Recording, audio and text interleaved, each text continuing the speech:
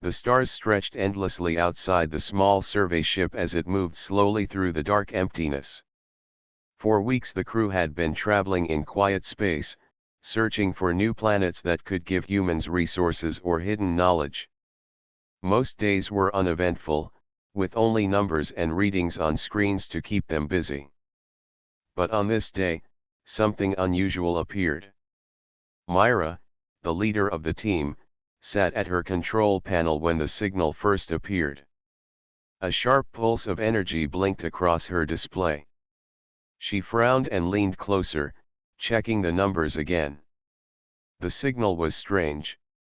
It came from a dry, empty planet that had never been mapped before.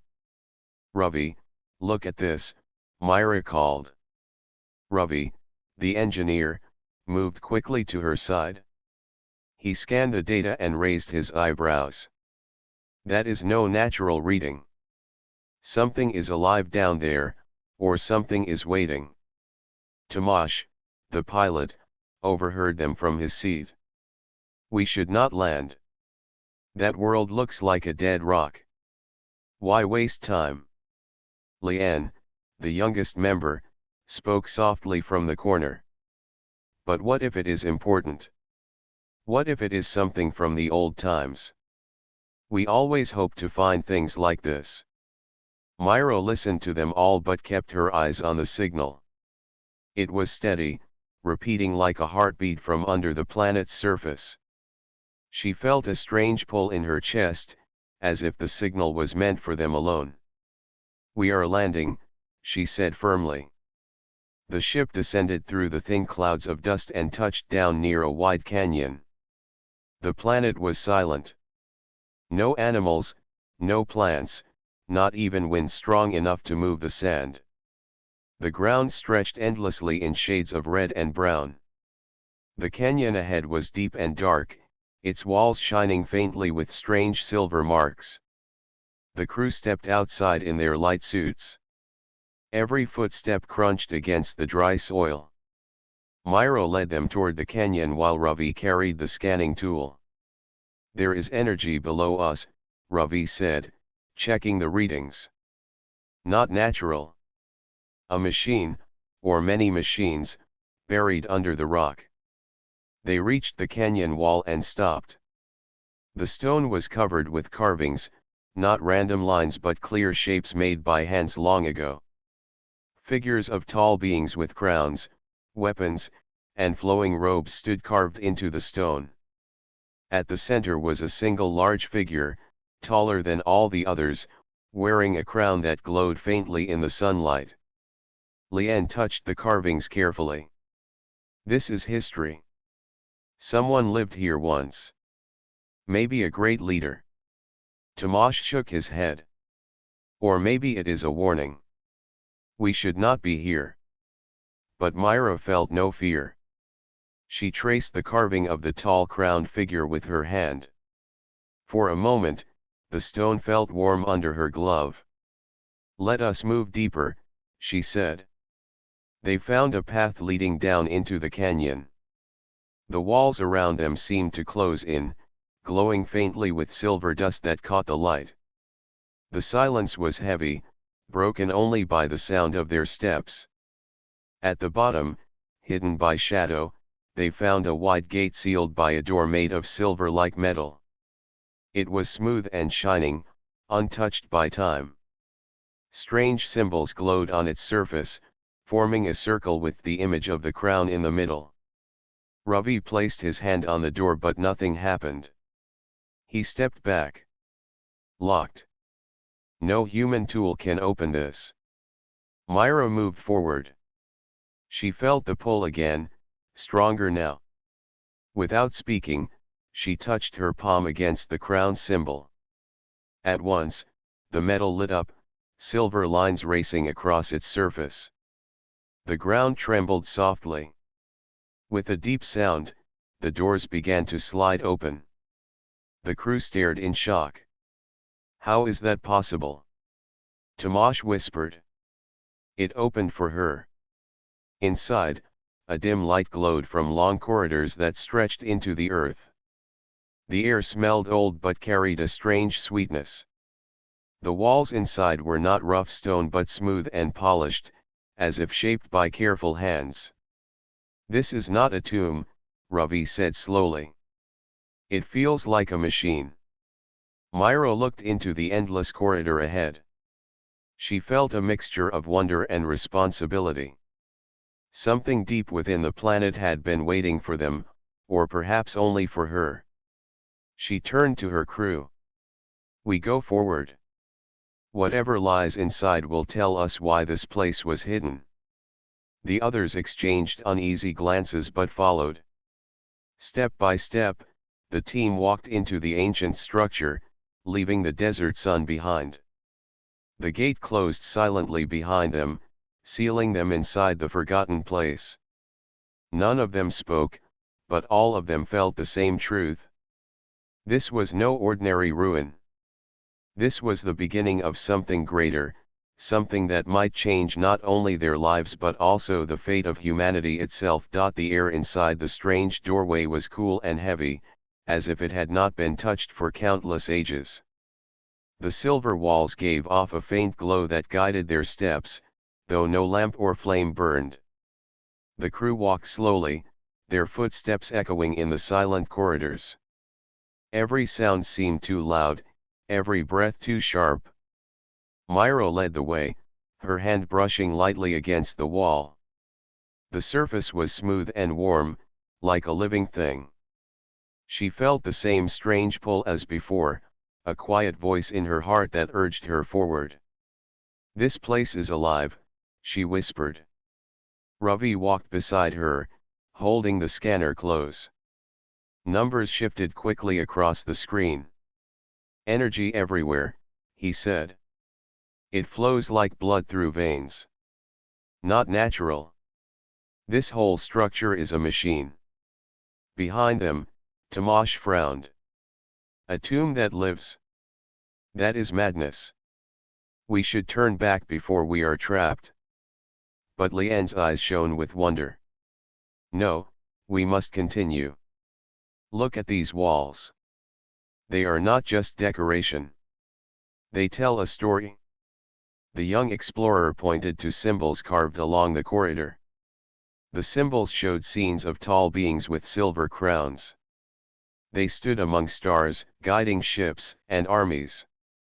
One central figure appeared again and again, taller than all the rest, his crown brighter than the sun. He raised his hands, and enemies fell before him. "That must be the Silver King," Lian said softly. "The one who ruled long ago." They moved further into the heart of the structure. The corridor split into 3 paths, each lined with more carvings. Myra chose the center path, feeling it was the right way. As they walked, the glow of the walls grew brighter. The energy pulsed slowly, like a great heart beating below their feet. After some time, they reached another door. This one was even larger than the first. It was shaped like an arch, with lines of silver metal crossing in patterns. At its top was the image of the same crowned figure, his hands reaching down as if offering something. "This is the true gate," Ravi said. "Behind it lies the core of this place." Tomash shook his head. "And how do we open it? Do we ask it politely?" Myra ignored him. She stepped forward once more. Her heart raced as she raised her hand to the crown symbol at the center of the door. As her palm touched the cold surface, light flared across the arch, silver lines spread outward like rivers of fire. The ground rumbled, and slowly the gate began to slide apart. A gust of air rushed out, carrying the scent of dust and metal. The crew raised their hands to shield their eyes as the chamber beyond revealed itself. It was vast, a hall stretching higher and wider than any human cathedral. Pillars of silver stone lined the sides, each carved with images of battles among stars. The ceiling glowed faintly, showing constellations that none of them recognized. In the middle of the hall, a long pathway led toward a raised platform. On both sides of the pathway stood tall statues. They were shaped like armored warriors, each holding a blade of crystal. Their faces were hidden under helmets, but their forms were lifelike, as if they could step down and move at any moment. The crew stood in silence, staring at the sight. "This is not just a tomb," Ravi whispered. "It is a memory of an empire. Look at these guardians. They were built to last forever." Lien walked slowly between the statues, his eyes wide with awe. "They look almost alive." Tomasz followed reluctantly, his hand close to his weapon. "I do not like this. Statues do not guard the dead unless there is something worth protecting." At the far end of the hall, they reached the platform. Upon it stood a great stone chest covered in silver patterns. Above the chest was a crown-shaped carving that glowed faintly. The air around it felt heavy, pressing against their skin. "This is it," Myra said softly. "The resting place of the Silver King." But Ravi shook his head. "Not a resting place. Look." He pointed to the carvings around the chest. They showed the Silver King raising his crown, and light spreading out to awaken his soldiers. Another scene showed him sealing the crown inside the chest, while his people bowed before him. "This is not a grave," Ravi continued. "It is a vault. A vault of power." The crew stood frozen, trying to take in the truth. The ancient legends were real. The Silver King had once ruled with strength that stretched across the stars. And here, in this hidden chamber, a part of his legacy waited. Myra placed her hand on the cold stone chest. The glow brightened for a moment, as if sensing her touch. She pulled her hand back quickly, her heart racing. The chamber fell silent again, but in that silence, each of them understood the same thing. They were no longer explorers of ruins. They were trespassers in the domain of a forgotten king. And the deeper they went, the greater the risk would become. Still, Myra's eyes shone with determination. "We came this far. We will not turn back. The truth of the Silver King lies ahead, and we will uncover it." The others did not argue. Together, they stood before the chest in the great hall, unaware that their journey had only begun and that the tomb itself was beginning to awaken around them. The great hall was silent, but the silence was not empty. It was heavy, as if the walls were listening, as if the statues along the pathway were waiting. The four explorers stood near the silver chest, their eyes on the glowing crown symbol carved above it. Myra felt the air thrum softly, like the distant beat of a drum. She turned to her crew. "This place is not only a memory. It is alive. Can you not feel it?" Ravi checked his scanner. The numbers on the screen jumped wildly. Energy rising. The levels are climbing with every step we take. Something reacts to our presence. Tomasz gripped the handle of his sidearm, unease plain on his face. "Then we should leave before it reacts too much." But Lian's eyes gleamed with wonder. "No. It is welcoming us. Look around. The light grows stronger the deeper we go. It wants to be seen." Myra studied the statues that lined the hall. Their silver armor reflected the faint glow from the ceiling. Each held a weapon carved from crystal, their stances strong and ready. They looked too perfect, too precise. A thought came unbidden to her mind: they were not statues. They were soldiers who waited. Ravi walked a few steps along the pathway, scanning the base of one figure. "These are not stone. They are machines. Old, but not dead. Their cores still hold power." Tomasz cursed under his breath and stepped back. "Machines that still hold power? Then we must go now. If they wake, we are trapped." Before Myra could reply, a sudden hum filled the hall. The ground shook beneath their feet. One by one, the statues lit up, lines of silver energy running across their armor. Their crystal blades shimmered. Slowly, heads turned, eyes glowing faint blue in the darkness. "The Guardians," Leanne whispered, frozen in awe. "They live." The first of the armored figures stepped down from its pedestal, metal feet striking the floor with a sound that echoed through the chamber. Others followed, their movements steady and deliberate. The explorers had no doubt now this was an army built to protect the secrets of the Silver King. "Back," Myra ordered, pulling her crew behind her. "Do not attack unless they strike first." But the Guardians did not hesitate. The front line raised their weapons, and a low hum filled the air. Blades of crystal began to glow brighter, and with a sudden surge, the machines advanced. Tomash fired a warning shot, the sound cracking against the walls. The energy bolt struck the chest of one Guardian, but it did not fall. The wound closed as silver light repaired the damage. The machine kept walking forward, unshaken. Ravi pulled Myra aside. "We cannot fight them. Our weapons are useless." Myra's mind raced. She remembered how the first door had opened only at her touch. Perhaps these Guardians also responded to something she carried within.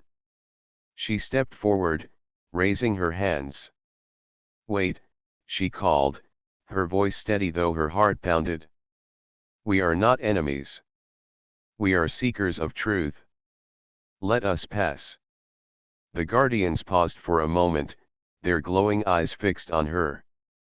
For a brief second, Myra thought it had worked. Then, with a sound like metal grinding, they raised their blades higher. "They do not listen," Tomash shouted. "Run." The crew turned and sprinted down the long pathway, their footsteps echoing. The Guardians followed, their heavy steps shaking the floor. From the sides of the hall, more statues awoke, climbing down from their places and joining the chase. The air grew hot with the hum of energy. The explorers dashed back through the archway and into the corridor. Myra glanced back once. The Guardians were slower, but relentless. They filled the hall like a tide of silver soldiers. "This way," Ravi shouted, pointing toward a side passage they had ignored before. The four of them rushed inside. The corridor was narrow, its walls covered in fresh symbols glowing faintly. They kept running until they reached another chamber. Unlike the Great Hall, this place was smaller and round, with a high dome above. In the center floated a silver sphere, turning slowly in the air. Lines of light stretched from it to the walls, pulsing like veins. Ravi stopped, staring at it in awe. "This is the core. This is what controls the tomb." The doors behind them shook with the pounding of heavy fists. The Guardians were coming. Myra stepped closer to the sphere. As she did, the silver glow around it grew brighter. Images flashed across the dome above them, visions of stars, fleets of ships, and the crowned figure who had appeared in the carvings. The Silver King. She felt his presence as clearly as if he stood beside her. A voice whispered in her mind, not in words but in meaning, "You have come. You must choose." The pounding grew louder. Tomash and Leanne prepared their weapons, though they knew they could not stop the machines. "Myra," Ravi said quickly, "whatever this is, it responds to you. Do something before those things break in." Myra reached out and placed her hands on the silver sphere. A shock of energy rushed through her body, nearly knocking her to the ground. She gasped, her vision filled with light. In that moment, she saw battles from long ago, saw the Silver King standing at the head of armies, saw him sealing his crown within the tomb to wait for one worthy to carry it. The pounding at the door stopped. Silence filled the chamber. When Myra opened her eyes, she saw the guardians in the doorway, their blades lowered, their eyes dim. They stood still, waiting. The sphere in front of her pulsed softly, like a heart at rest. The voice whispered again in her mind, "You are chosen." Myra fell back, breathing hard. The crew gathered around her, their eyes wide. None of them spoke, for they all knew the same truth. The tomb had awakened, and it had chosen Myra as its voice. The chamber was quiet now. The silver guardians stood frozen at the doorway, their glowing eyes dimmed. The only sound was the steady hum of the silver sphere that still floated in the center of the room. Myra knelt on the floor, her chest rising and falling as she tried to steady her breath. Her crew gathered close, speaking in low voices. "What just happened?" Lien asked, his young face pale with awe. "The guardians were ready to destroy us, then they stopped." "Why?" Ravi looked at Myra with steady eyes. "Because of her. The tomb recognizes her. She touched the sphere, and everything obeyed." Tomasz shook his head in disbelief. "That makes no sense. Why her? Why not all of us?" Myra slowly pushed herself up.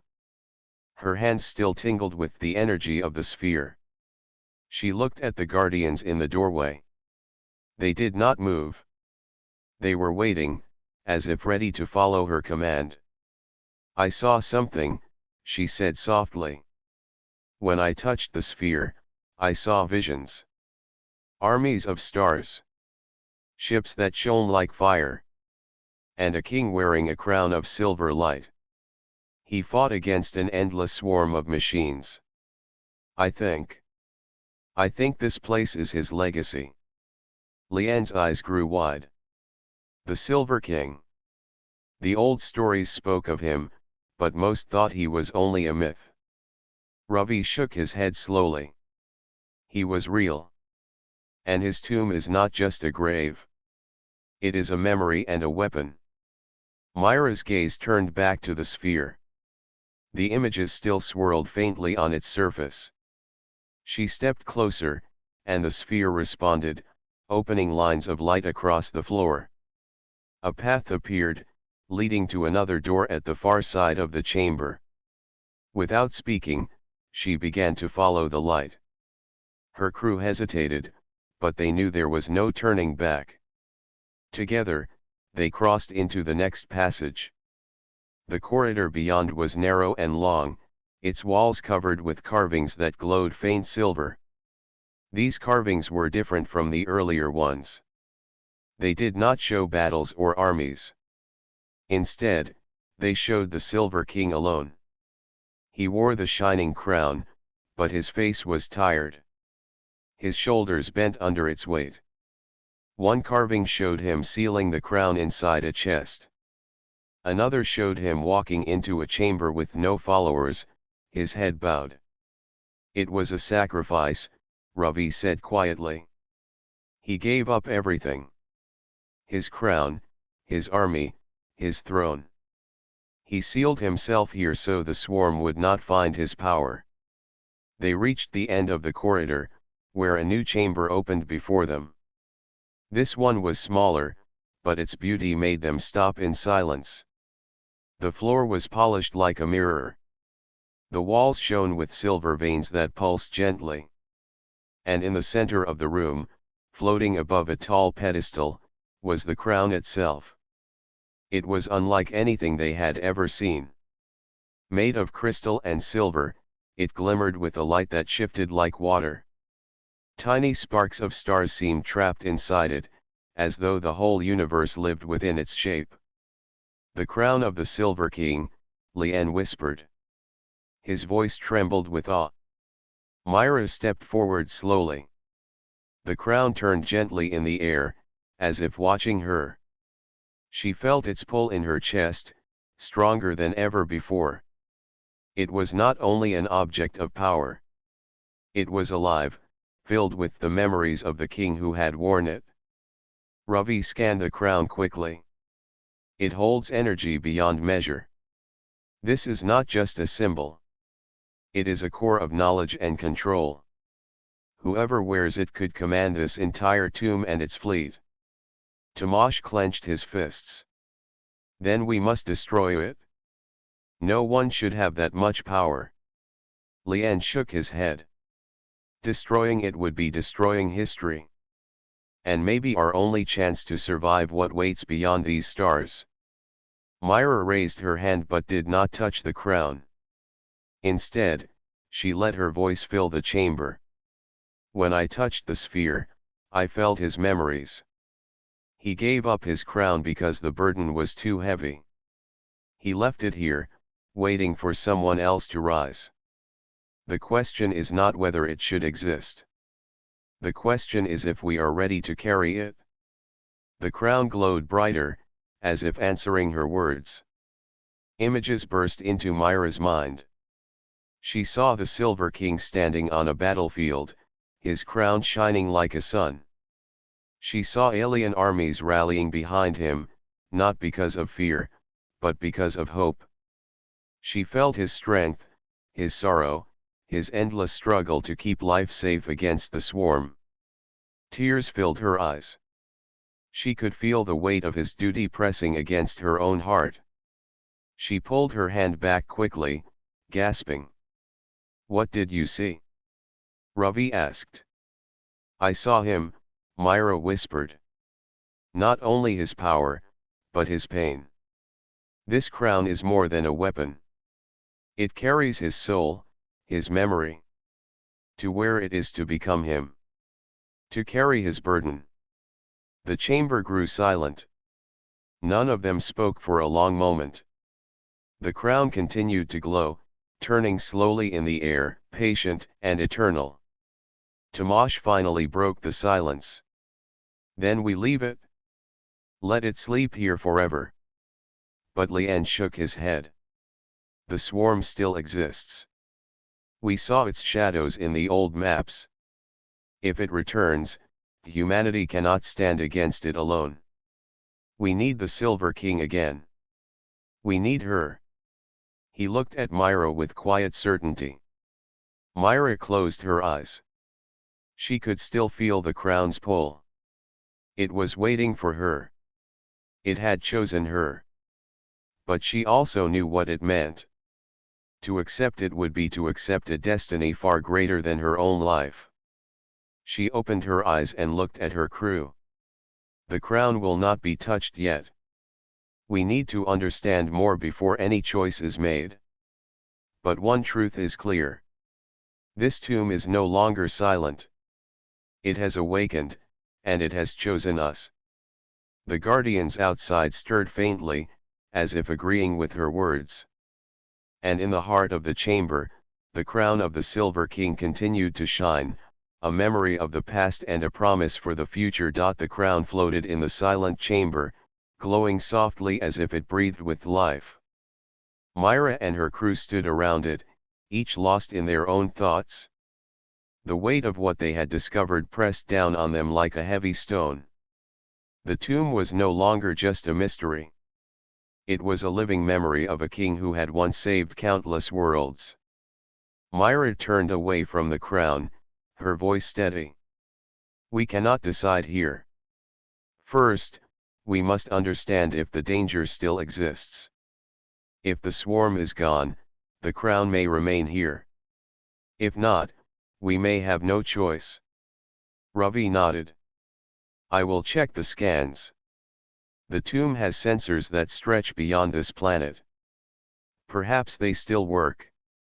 He walked to the silver walls, his scanner linking to the faint light pulsing through the veins of metal. At once, a stream of images filled his screen. His face grew pale. "Myra," he said quickly, "the swarm is not gone. It still roams the stars. And worse, something stirs nearby.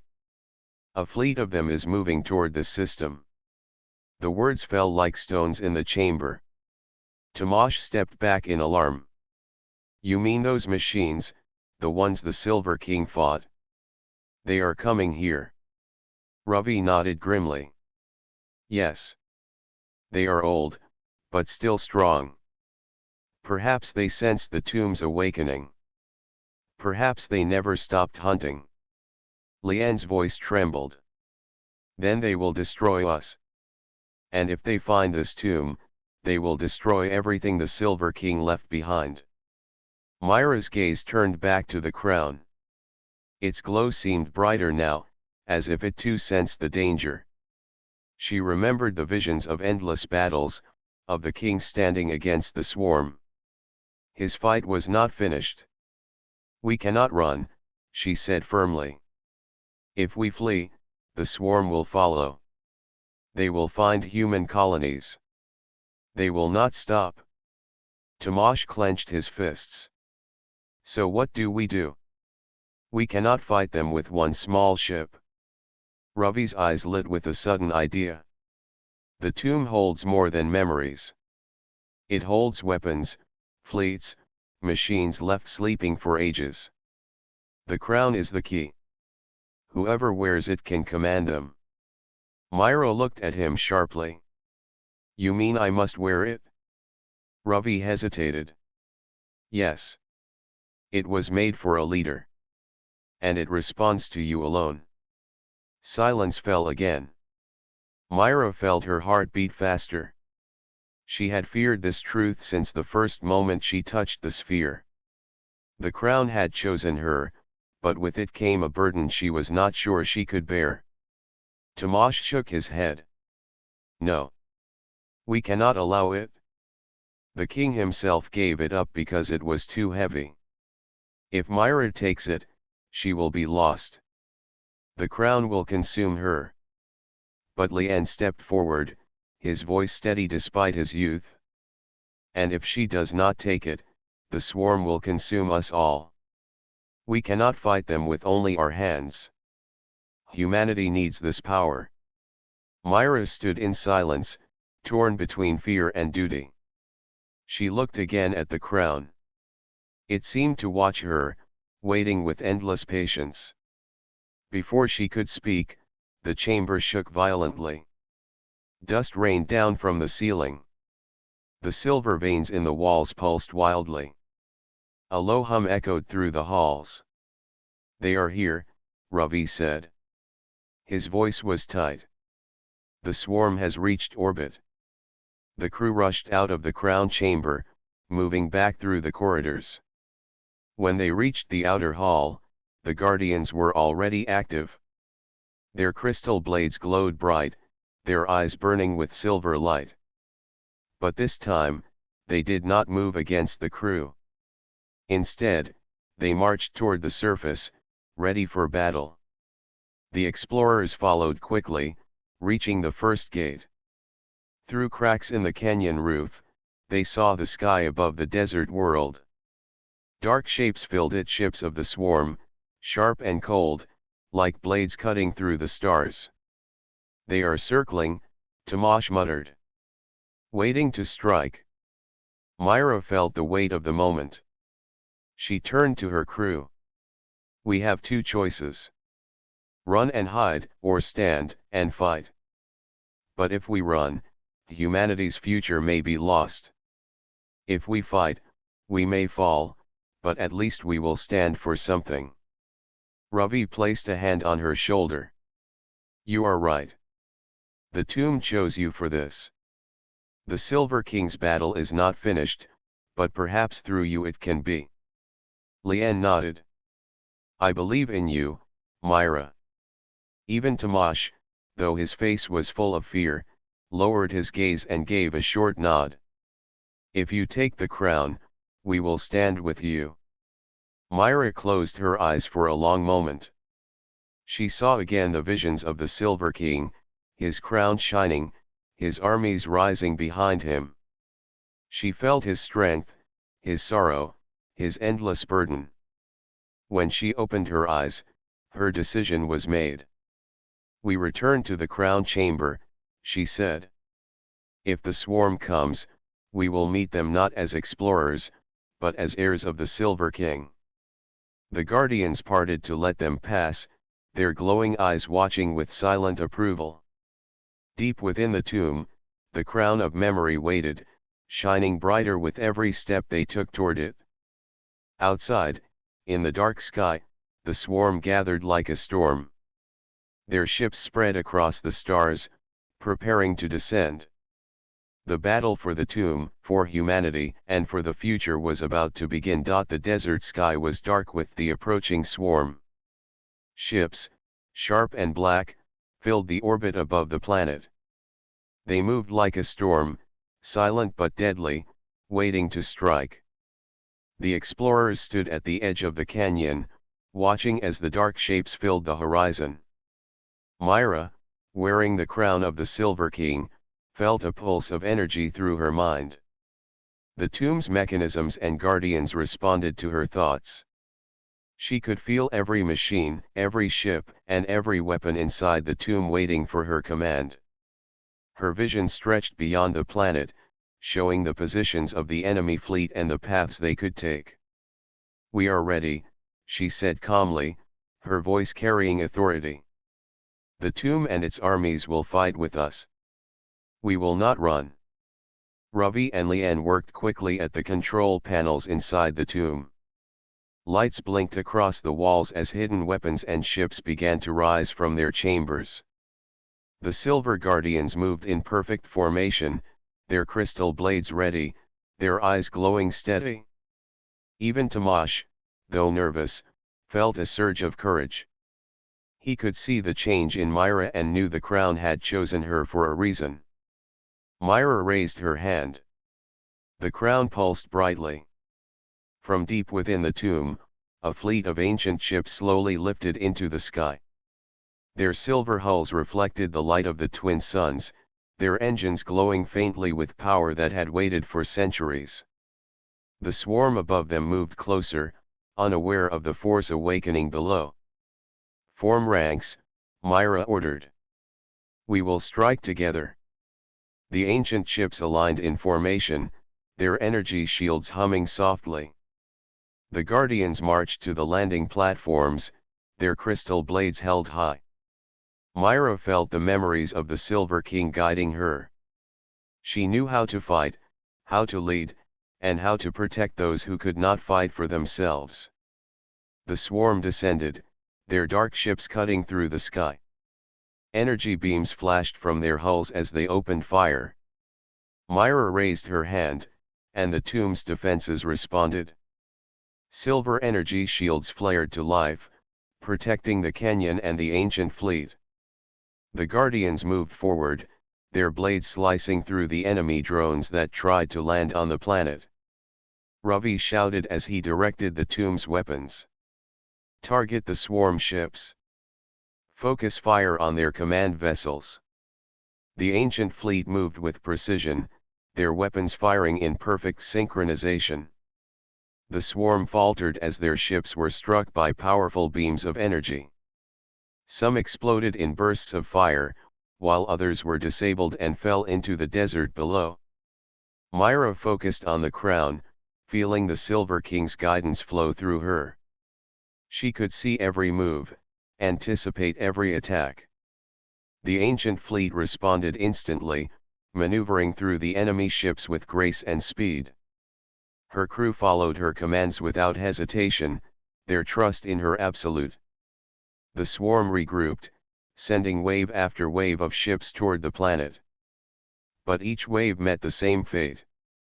The guardians moved among the battlefield, striking down enemy drones and protecting the ancient fleet. Myra felt the power of the crown strengthen with each victory, yet she also felt the burden grow heavier. Every action carried the weight of lives and history. Hours passed as the battle raged above the desert world.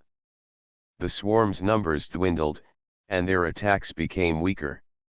Myra guided the ancient fleet with calm precision, her mind connected to every machine and every guardian. She remembered the Silver King's battles, his strategies, and his endless determination. She followed his example and added her own courage. Finally, the last of the swarm's ships was destroyed or forced to retreat. Silence returned to the orbit above the planet. The twin suns reflected off the silver hulls of the ancient fleet, which hovered in perfect formation. The guardians stood at the canyon edge, their blades lowered but ready. Myra removed the crown for a moment, letting the energy settle. She looked at her crew, their faces full of relief and awe. "We did it," she said softly. "The swarm is defeated. The tomb and its legacy are safe for now." Ravi smiled, exhaustion in his eyes. "You led them well. The Silver King's strength lives again through you." Lien stepped forward, admiration in his gaze. "Humanity has a protector, and it is you, Myra. We were meant to find this tomb, and we were meant to follow you." Tomash, still catching his breath, finally nodded. "I admit it. I doubted you, but I was wrong. You are the new Silver King." Myra placed the crown back on her head. The chamber inside the tomb glowed softly, acknowledging her as its new heir.